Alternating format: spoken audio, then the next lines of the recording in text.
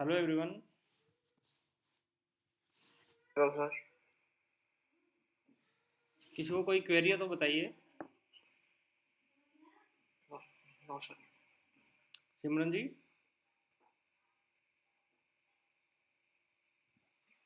कोई क्वेरी नहीं है। मुझे लग रहा है कि सिमरन जी लास्ट क्लासेज में नहीं थी।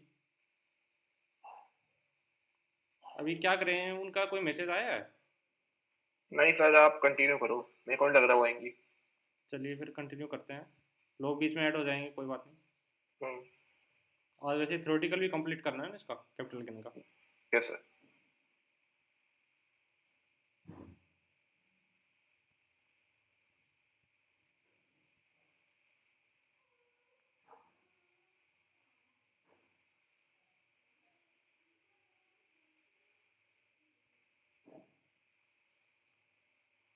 स्लाइड विजिबल है सबको?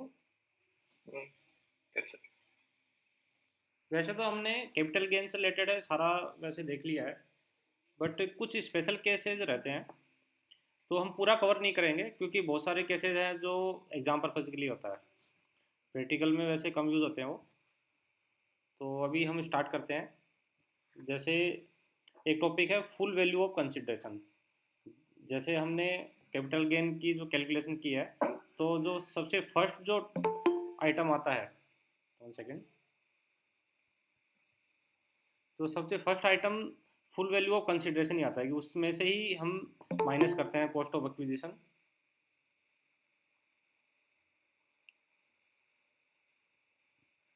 उसमें से हम कॉस्ट ऑफ एक्विजिशन माइनस करते हैं, कॉस्ट ऑफ इम्प्रूवमेंट माइनस करते हैं। ठीक है। तो सबसे पहले जो फर्स्ट जो पार्ट आता है वो आता है फुल वैल्यू ऑफ कंसिडरेशन। तो full of value of consideration किसको बोलते हैं? कोई भी अगर सेल वैल्यू है उसको फुल वैल्यू ऑफ कंसिडरेशन बोलेंगे। ठीक है।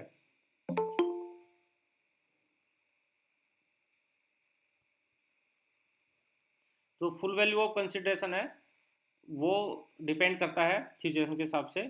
अगर मान लो कोई मनी में अगर कोई भी ट्रांजेक्शन हुआ है,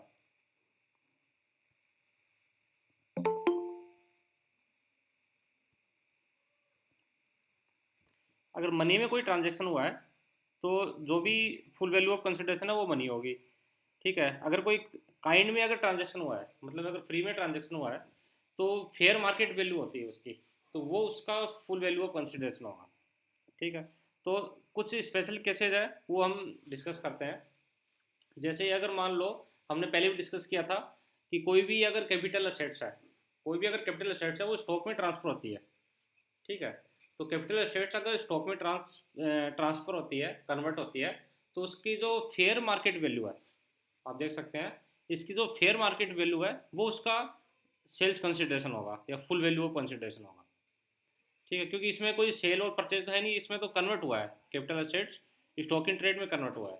ठीक है। तो उसकी जो मार्केट वैल्यू है, जैसे मान लो अगर ज्वेलरी है उसके पास घर में पड़ी है, और अगर वो ज्वेलरी की शॉप कर लेता है और वो चाहता है कि नहीं मैं तो इसको सेल और परचेज में यूज़ करूँगा, स्टॉक में यूज़ करूँगा। ठीक है। तो उसकी जो मार्केट वैल्यू है, फेयर मार्केट वैल्यू क्या होगी उस टाइम जब कन्वर्ट हुआ है, वो उसकी सेल्स कंसिडरेशन माना जाएगा। उसके बाद एक जो और इम्पोर्टेंट टॉपिक आता है वो आता है इंश्योरेंस क्लेम।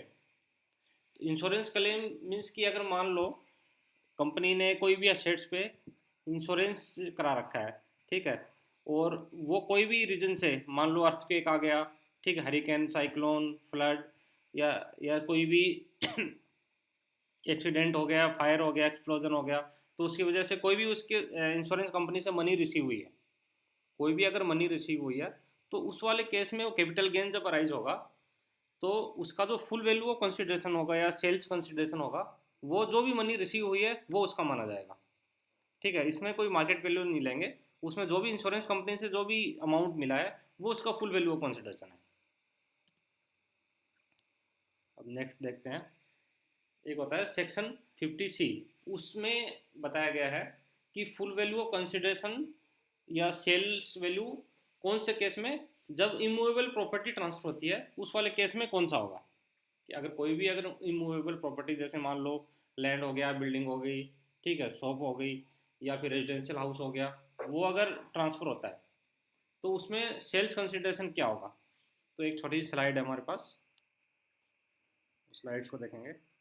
ये देखिए सेक्शन मैंने बताया ना 50C, सेक्शन हम्म, 50C क्या बोलता है, उसमें क्या होता है, transfer capital assets being land और बिल्डिंग। ठीक है, कोई भी लैंड या बिल्डिंग जो ट्रांसफ़र हो रहा है, ठीक है, और for a consideration less than the value adopted by the stamp duty. ठीक है, मान लो उसकी स्टैम्प ड्यूटी है, जो भी उसकी स्टैम्प ड्यूटी जो भी पे की है, कितनी वैल्यू पे की है, मान लो अगर 15 lakhs पे की है उसकी स्टैम्प ड्यूटी। ठीक है, और अगर वो दिखा रहा है कि नहीं मेरा तो फुल वैल्यू ऑफ कंसिडरेशन है वो ओनली 5 लाख है। ठीक है, अगर वो कम दिखा रहा है, अगर उसकी फुल वैल्यू ऑफ कंसिडरेशन अगर कम दिखा रहा है, तब क्या होगा, देखा ना, for consideration less than the value adopted by the stamp duty. Stamp duty के टाइम पे अगर जो भी वैल्यू अडोप्ट हुई है उसकी, मान लीजिए 15 लाख है, तो उससे कम अगर वो फुल वैल्यू ऑफ कंसिडरेशन दिखाता है, तब एक कैलकुलेशन डिफरेंट होगी उसकी, एक हमको उसकी कैलकुलेशन करनी पड़ेगी। ठीक है, अगर वो ज़्यादा दिखाता है, फुल वैल्यू ऑफ कंसिडरेशन अगर स्टैम्प ड्यूटी वैल्यू से ज़्यादा दिखाता है, तब तो कोई दिक्कत नहीं है, तब तो उसकी सेल वैल्यू ज़्यादा दिखा रहा है तो गवर्नमेंट को इसमें बेनिफिट है, क्योंकि प्रॉफिट बढ़ेगा तो कैपिटल गेन बढ़ेगा। बट अगर कम दिखाता है, तो कम दिखाता है तो फिर क्या होगा, तब सेक्शन 50C अप्लाई हो जाएगा। और सेक्शन 50C क्या बोलता है, सेक्शन 50C बोलता है कि अगर assessee accept the value so adopted, तो value adopted by the stamp duty authorise authority shall be full fair value of consideration या फुल वैल्यू ऑफ कंसिडरेशन। उसकी जो फुल वैल्यू ऑफ कंसिडरेशन कौन सा होगा, उसकी स्टाम्प ड्यूटी मानी जाएगी। उसकी अगर स्टाम्प ड्यूटी है वही उसकी फुल वैल्यू ऑफ कंसिडरेशन माना जाएगा। अगर वो बोलता है कि नहीं मैं तो ये वैल्यू नहीं मानूंगा, अगर वो वैल्यू अगर वो नहीं मानता है, तो क्या होगा, तब देखिए यहाँ पर देखिए केस 1 है। केस 1 में क्या है, कोई भी लैंड एंड बिल्डिंग है जो कैपिटल एसेट्स है। ठीक है, उसकी एग्रीड वैल्यू है 50 लाख। ठीक है, उसकी एग्रीड वैल्यू है 50 लाख, मतलब कि वो क्या बोल रहा है कि मेरी सेल्स कंसिडरेशन 50 लाख रुपीज़ है, और उसकी स्टैम्प ड्यूटी वैल्यू क्या है, वो 75 lakhs है। ठीक है, तो वो जो स्टैम्प ड्यूटी वैल्यू है उससे कम वो एग्री वैल्यू मान रहा है या सेल्स कंसिडरेशन बोल रहा है, तो मिनिमम स्टैम्प ड्यूटी वैल्यू माननी पड़ेगी उसको। तो in the above case the full value consideration होगा स्टैम्प ड्यूटी वैल्यू 75 lakhs। मतलब कि स्टैम्प ड्यूटी वैल्यू से वो फुल वैल्यू ऑफ कंसिडरेशन कम नहीं मान सकता, मिनिमम उसको स्टैम्प ड्यूटी वैल्यू माननी पड़ेगी। अब केस 2 है, डिपार्टमेंटल वैल्यूएशन ऑफिसर। इस वाले केस में अब ये कब होगा, ये मतलब ये सेक्शन कब अप्लाई होगा, कि अगर वो स्टाम्प ड्यूटी वैल्यू से कम वैल्यू मानता है। तो स्टाम्प ड्यूटी वैल्यू से अगर कम वैल्यू मानता है तो क्या होगा, तो where assessee claim that value so adopted in more than fair market value. तो एक डिपार्टमेंटल ऑफिसर है इनकम टैक्स का, वो एक अडोप्ट करेगा एक वैल्यू डिसाइड करेगा। ठीक है, तो डिपार्टमेंटल वैल्यूएशन ऑफिसर कोई भी अगर वैल्यू डिसाइड करेगा, और वो जो वैल्यू होगी वो स्टाम्प ड्यूटी वैल्यू से अगर कम होगी, अगर वो स्टाम्प ड्यूटी वैल्यू से अगर कम बोल रहा है कि वैल्यू की स्टाम्प ड्यूटी वैल्यू मान लीजिए अगर 50 लाख रुपीज़ है, और वो वैल्यू निकाल के लाता है मान लो 45 लाख रुपीज़ निकाल के लाता है। ठीक है, तो departmental value shall be fair market value. तो जो भी डिपार्टमेंटल वैल्यूएशन ऑफिसर जो भी वैल्यू बोलेगा वो माननी पड़ेगी। अगर स्टाम्प ड्यूटी वैल्यू से अगर वो कम वैल्यू बोलता है, तो जो भी डिपार्टमेंटल वैल्यूएशन ऑफिसर जो भी वैल्यू बोलेगा वो उसकी माननी पड़ेगी, मतलब 45 लाख रुपीज़ उसका फुल वैल्यू ऑफ कंसिडरेशन हो जाएगा। अगर डिपार्टमेंटल वैल्यूएशन ऑफिसर अगर ज़्यादा बोलता है वैल्यू, अगर उसकी स्टाम्प ड्यूटी वैल्यू से मान लो stamp duty value 50 lakh rupees थी, अगर वो जो वैल्यूएशन ऑफिसर है वो 60 लाख रुपीज़ बोलता है कि नहीं इसकी तो ये वैल्यू होनी चाहिए। ठीक है, तो जो उसकी फुल वैल्यू ऑफ कंसिडरेशन होगी वो स्टाम्प ड्यूटी वैल्यू ही मानी जाएगी। अच्छा ठीक है। तो मैन आप मोटा मोटा ये देख सकते हैं, सीधा सीधा देख सकते हैं कि उसकी जो फुल वैल्यू ऑफ कंसिडरेशन जब इमूवेबल प्रॉपर्टी की जब ट्रांसफर होगा तब क्या होगी, तो स्टाम्प ड्यूटी वैल्यू होगी, मोटा मोटा आप ये मान सकते हैं। अब एक केस ये है कि इसकी एग्रीड वैल्यू, मतलब वो बोल रहा है कि 50 लाख रुपीज़ है मेरी, और स्टाम्प ड्यूटी वैल्यू उसकी 75 लाख रुपीज़ है, और जो वैल्यूएशन ऑफिसर वो बोल रहा है 92 लाख रुपीज़। तो स्टाम्प ड्यूटी वैल्यू ही उसकी अप्लीकेबल वैल्यू हो जाएगी, क्योंकि वो इससे ज़्यादा वैल्यू नहीं मान सकता। वो सेकंड वाले केस में देखिए, अगर उसकी एग्री वैल्यू 50 लाख रुपीज़ है, वो बोलेगा मेरी 50 लाख रुपीज़ है, वो स्टाम्प ड्यूटी वैल्यू है 75 लाख रुपीज़, तो वैसे तो 75 लाख रुपीज़ हमको मान लेनी चाहिए, but departmental valuation officer stamp duty value से कम वैल्यू मान रहा है, तो इस वाले केस में इसकी full value of consideration 62 lakh rupees होगी। ठीक है, आप ये टेबल को रेफर कर सकते हैं।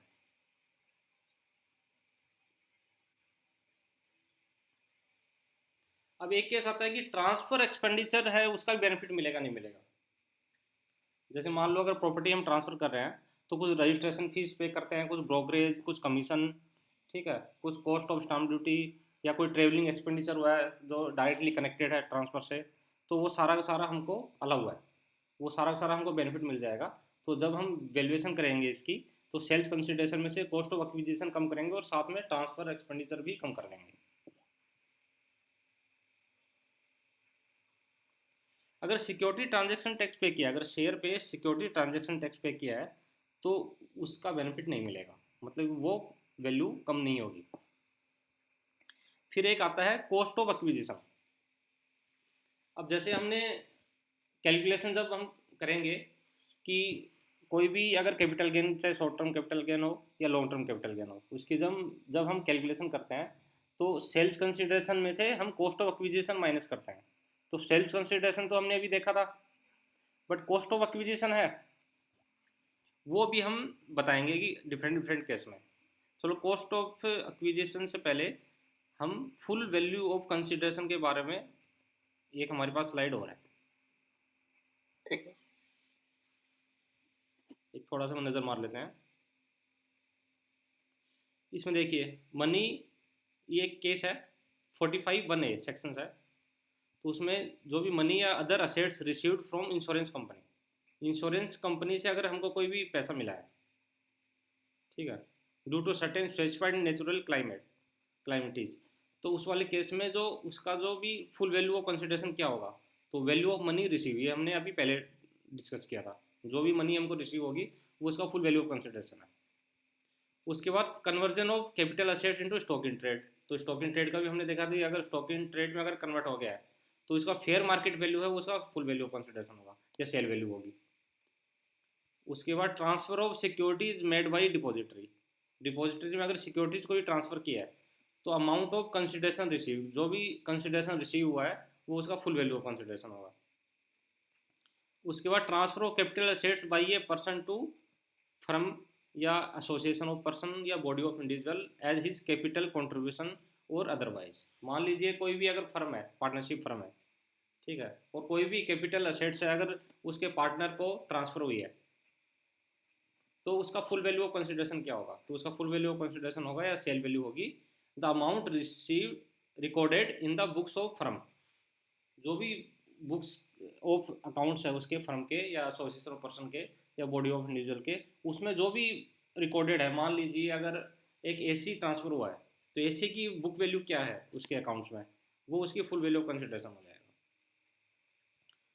उसके बाद transfer of capital assets by way of distribution there on dissolution of firm, अगर फर्म अगर वो हो गई है, ख़त्म हो गई है, ठीक है, डिजोल्व हो गई है, और वाइंडिंग अप के टाइम पे अगर उसके असेट्स है वो डिस्ट्रीब्यूट हो रही है उसके पार्टनर्स में, तब क्या होगा, तो fair market value on the date of distribution, उसकी जो फेयर मार्केट वैल्यू होगी वो उसकी डिस्ट्रीब्यूशन पे उसकी फुल वैल्यू ऑफ कंसिडरेशन या सेल वैल्यू मानी जाएगी। फिर एक केस आता है transfer of capital assets by compulsory acquisition under any law. अगर कोई भी अगर कंपलसरी एक्विजिशन है, जैसे मान लीजिए अगर मान लो विलेज में क्या होता है, बहुत सारे एग्रीकल्चर लैंड होते हैं, अगर वहाँ से अगर गवर्नमेंट पॉलिसी के हिसाब से अगर कोई भी रोड वगैरह अगर निकल रही है, तो उनको कंपलसरी एक्वायर कर लिया जाता है और उसके हिसाब से कुछ कंपनसेशन उनको दे दिया जाता है।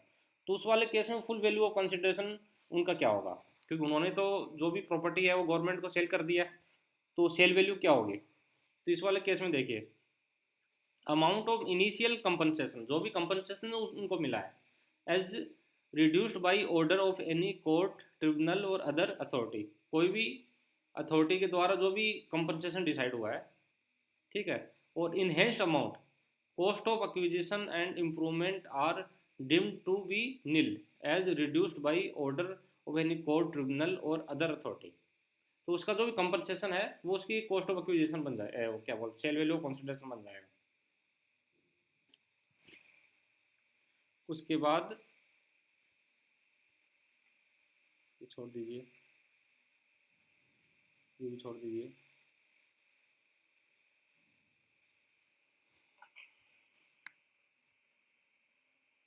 अब उसके बाद एक केस आता है कि distribution of assets of a company to its shareholders. Company के जितने भी शेयर होल्डर्स हैं, ठीक है, अगर उसकी असेट्स है वो कंपनी में अगर डिस्ट्रीब्यूट हो रही है, कंपनी की असेट्स है वो अगर शेयर होल्डर्स में डिस्ट्रीब्यूट हो रही है, ठीक है, लिक्विडेशन के टाइम पे, मतलब कंपनी खत्म हो रही है, वो उसकी एसेट्स है वो शेयर होल्डर्स को डिस्ट्रीब्यूट हो रही है, तो उस वाले केस में उसके सेल वैल्यू कंसिडरेशन क्या होगा? तो उसमें होगा money received from the company plus market value of other assets on the date of distribution और less amount assessed as deemed dividend. जो भी कंपनी से मनी रिसीव हुई है या कोई market value of assets, assets की जितनी भी मार्केट वैल्यू है कौन से टाइम पे, डिसोल्यूशन के टाइम पे, ठीक है, वो उसकी फुल वैल्यू ऑफ कंसिडरेशन हो जाएगा। उसके बाद purchase by A company on its own shares, अगर कंपनी खुद के शेयर ही अगर परचेज कर रही है तो उस वाले केस में amount received from the company, company से जो भी अमाउंट रिसीव हुआ है वो उसका फुल वैल्यू ऑफ कंसिडरेशन हो जाएगा। उसके बाद ये तो शेयर से रिलेटेड है। एक आता है slump sale of capital assets. Slump sale of capital assets क्या होता है, कई बार जितनी भी अंडरटेकिंग्स होती है या फैक्ट्री होती है तो पूरी पूरी फैक्ट्री को अक्वायर कर लिया जाता है, ठीक है, पूरी फैक्ट्री की एक वैल्यूएशन कर ली जाती है कि जैसे मान लो मैंने 50 करोड़ की उसकी फैक्ट्री खरीद ली, तो उसमें कोई अलग अलग वैल्यूएशन नहीं होता कि उस असेट्स की अलग अलग वैल्यूएशन नहीं होती है कि जैसे मान लीजिए उसकी प्लांट है, उसकी मान लो इतनी वैल्यू है, फर्नीचर की इतनी वैल्यू है, ऐसे कोई भी कैलकुलेशन नहीं होती, पूरी पूरी फैक्ट्री को खरीद लिया जाता है, उसको स्लम्प सेल बोलते हैं।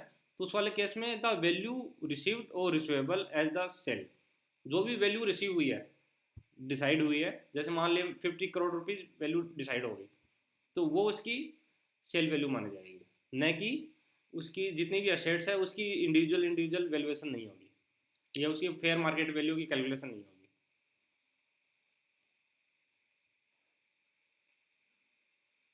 उसके बाद ट्रांसफ़र ऑफ लैंड और बिल्डिंग, जो अभी मैंने बताया था कि जो भी अगर लैंड और बिल्डिंग का जब ट्रांसफ़र होता है तो उस वाले केस में जो भी सेल्स कंसिडरेशन या उसकी stamp duty value, valuation of stamp duty जो भी हायर होगा वो ले लिया जाएगा।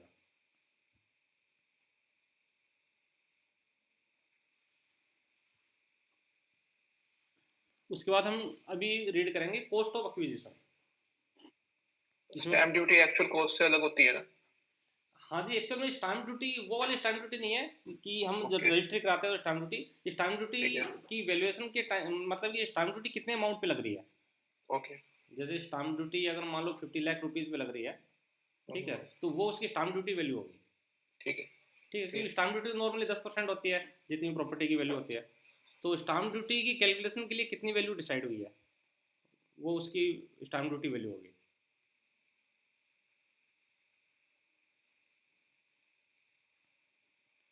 उसके बाद नेक्स्ट आता है कॉस्ट ऑफ एक्विजिशन। तो कॉस्ट ऑफ एक्विजिशन तो पहले ही हमने बताया था कि जो भी सेल वैल्यू होती है उसमें से कॉस्ट ऑफ एक्विजिशन कम कर दिया जाता है, उसके बाद जो भी निकलता है वो उसका कैपिटल गेन या कैपिटल लॉस निकलता है। तो कॉस्ट ऑफ एक्विजिशन नॉर्मली उसकी परचेज वैल्यू बोल सकते हो या उसकी कॉस्ट बोल सकते हो कि उसने जब भी अगर मान लो लैंड या बिल्डिंग या एसी या गोल्ड या कुछ भी अगर परचेज किया है तो उसकी परचेज वैल्यू कितनी है या कॉस्ट ऑफ इम्प्रूवमेंट कितनी है वो उसमें ऐड हो जाएगी, तो कॉस्ट ऑफ एक्विजिशन आ जाएगी उसमें। अगर मान लो अगर हमने कोई भी एसेट्स एक्वायर करने के लिए इंटरेस्ट भी लिया है वो इसमें ऐड हो जाएगा। और ये कुछ स्पेशल केस दे रखे हैं, ज़्यादा इंपॉर्टेंट नहीं है। हम सीधा ये पढ़ते हैं cost of acquisition to assessing cost to the previous owner. जैसे कुछ केस में ऐसा होता है ना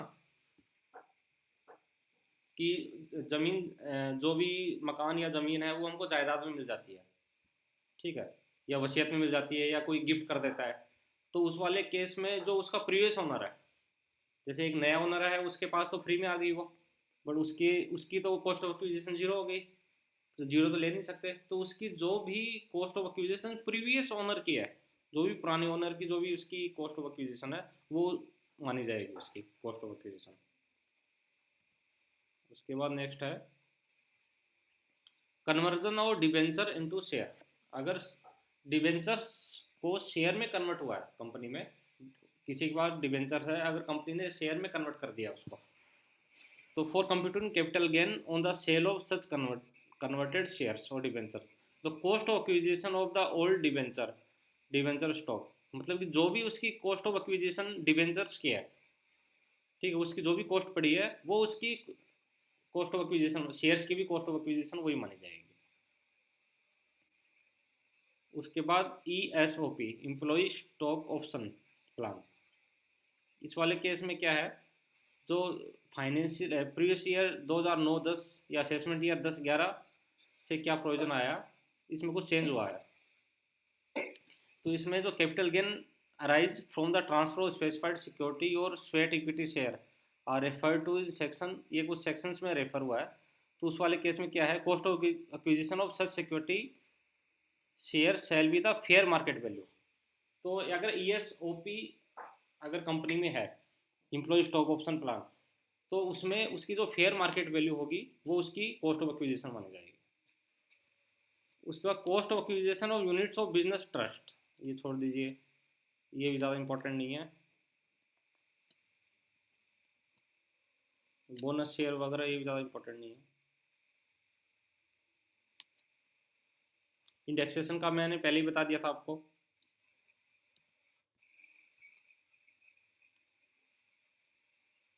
सलम सेल का मैंने अभी बताया था, सेक्शन 50B। तो उसमें क्या केस है कि मान लो पूरी पूरी अगर फैक्ट्री को अगर खरीद लिया गया है, वैन यूनिट्स और डिवीजन ऑफ ए बिजनेस की यूनिट या कोई डिवीजन को sold on A going concern basis for a lump sum price, कोई भी लमसम प्राइस भी अगर खरीद लिया गया है, ठीक है, तो उस वाले केस में उसकी सेल वैल्यू जो भी उसकी सेल वैल्यू होगी वो उसकी फुल वैल्यू ऑफ कंसिडरेशन मानी जाएगी। बट कॉस्ट ऑफ एक्विजिशन क्या माना जाएगा, उसकी कैलकुलेशन डिफरेंट होती है। तो in this case the value of individual assets and liabilities are not considered. इसमें उसकी जो इंडिविजुअल असेट्स और लाइबिलिटी है वो इंडिविजुअली डिटरमाइन नहीं होगी, ठीक है।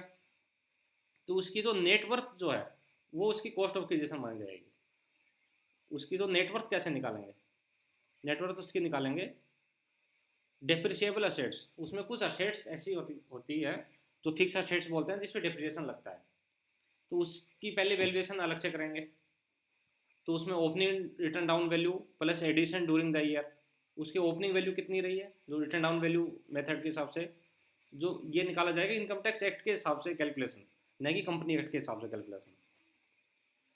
और उसमें ऐड हो जाएगा addition during the period, during the period में कितना एडिशन हुआ है असेट्स का, तो उसकी वैल्यूएशन आ जाएगी। उसके बाद other assets book value, other assets है उसकी बुक वैल्यू ले ली जाएगी। एक असेट्स आता है अंडर सेक्शन 35A(D), उसमें कुछ भी नहीं लिया जाएगा।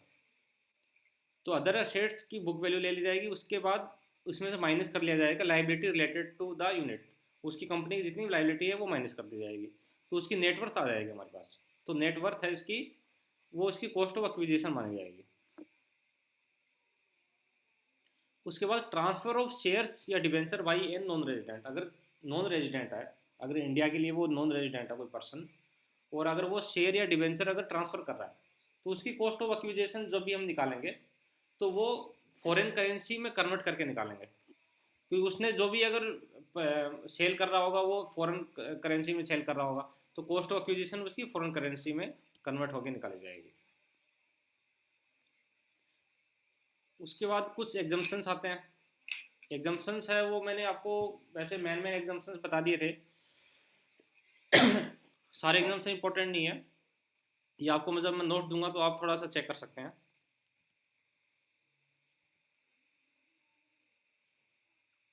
कैपिटल गेन अकाउंट स्कीम के बारे में मैंने बता दिया था आपको।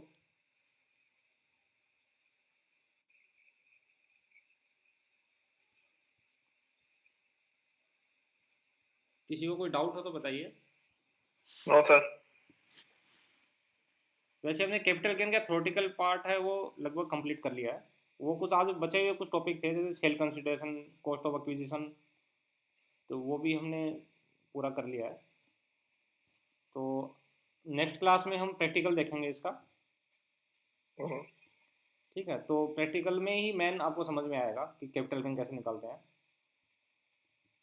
कोई डाउट हो तो बताइए किसी को। नहीं सर कोई। चलिए फिर कल या परसों मिलते हैं, यस सर नेक्स्ट क्लास बिल्कुल। में मिलते हैं। Thank you okay, sir. Thank you. Good night, good night bye, sir. Good night.